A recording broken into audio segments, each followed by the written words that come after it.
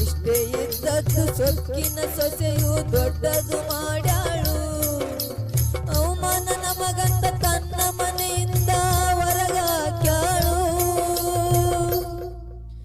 ಮಗನಿಗೆ ಹೇಳಿದರ ನೋವು ಆ ಜೀವಕ ಎಂದು ತಿಳಿದಾಳು. ತಾಯಿ ನಿನ್ನಿಂದ ದೂರಾಳು. ದುಡ್ಡು ಕೊಟ್ಟರೆ ಬೇಕಾದು ಸಿಗುತ್ತೈತಿ ಜಗದಲ್ಲಿ ಕಾಣೋ. ಅಡೆದ ತಾಯಿಯನ್ನು ಕಳಕೊಂಡ ಮ್ಯಾಲ ಮತ್ತೆ ಸಿಗುವಳೇನು. ತಮ್ಮ ಮರಳಿ ಬರುವಳೇನು, ತಮ್ಮ ಮರಳಿ ಬರುವಳೇನು.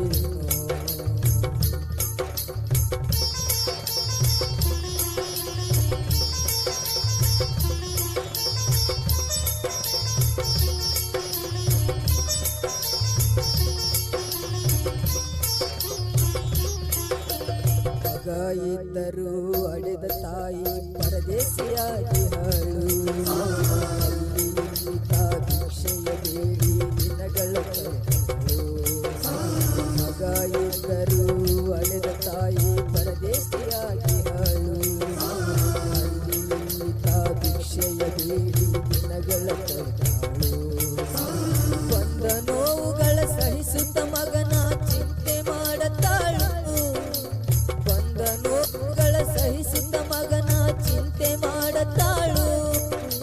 ಕಣ್ಣು ಕಾಣಲಿಲ್ಲ, ಕಿವಿಯು ಕೇಳಲಿಲ್ಲ, ಎಷ್ಟು ದಿನ ಇರುತ್ತಾಳು. ನನ್ನ ಮಗನಿಗೆ ಚೆನ್ನಾಗಿ ಇಡುವಂತ ಮಾತನ ಬೇಡ್ಯಾಳು. ತಾಯಿ ಬೀದ್ಯಾಗ ಸತ್ತಾಳು. ದುಡ್ಡು ಕೊಟ್ಟರೆ ಬೇಕಾದು ಸಿಗುತ್ತೈತಿ ಜಗದಲ್ಲಿ ಕಾಣೋ.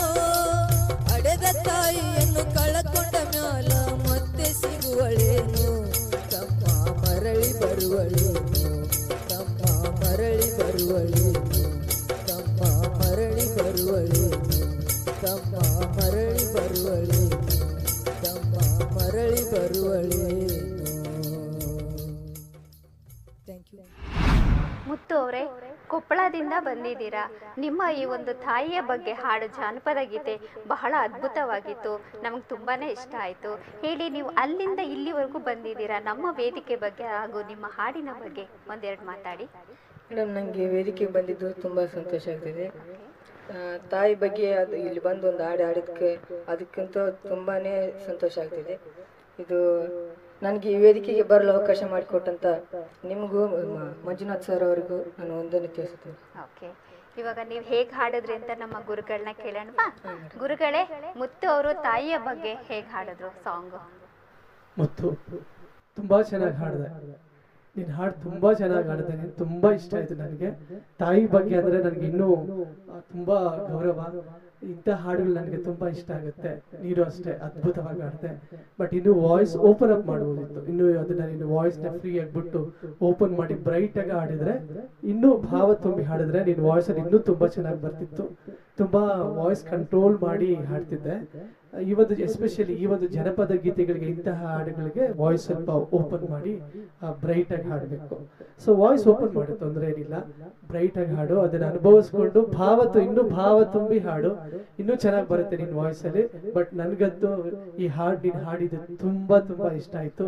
ಒಳ್ಳೇದಾಗ್ಲಿ, ಇದೇ ತರ ಅಭ್ಯಾಸ ಮಾಡ್ತಿರೋ. ಈ ಒಂದು ಸಂಗೀತ ಕ್ಷೇತ್ರದಲ್ಲಿ ನಿಮಗೆ ಒಂದು ಒಳ್ಳೆ ವೇದಿಕೆಗಳು ಸಿಗ್ಲಿ, ಒಳ್ಳೇದಾಗ್ಲಿ ಅಂತ ಹೇಳ್ತಾ ಗಾಡ್ ಬ್ಲೆಸ್ ಯು. ಧನ್ಯವಾದಗಳು ಗುರುಗಳೇ.